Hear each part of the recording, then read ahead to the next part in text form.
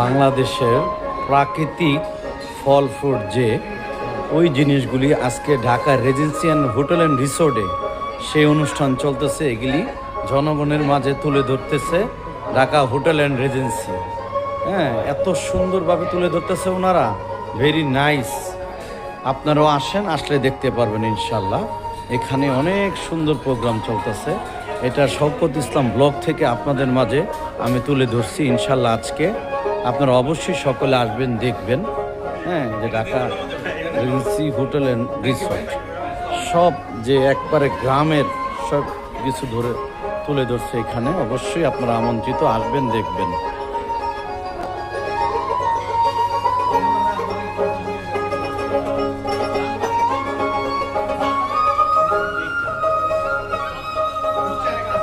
Hotel and resort, Dhaka regency hotel and resort.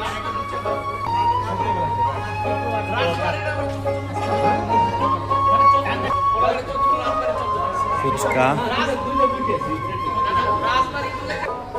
অনেক কিছু, অনেক আয়োজন এখানে, প্রচুর আয়োজন। দেখছেন এই যে এখানে বাবার দোয়া হিসাবে রাখছে কি দেখছেন, রেশমি চুড়ি। মানে বাংলাদেশের যে গ্রামের যে জিনিসগুলি এগুলি তুলে ধরছে ঢাকা হোটেল অ্যান্ড রিসোর্টে। আপনারাই দেখেন, জাল আছে, পলো আছে, অনেক কিছু আছে।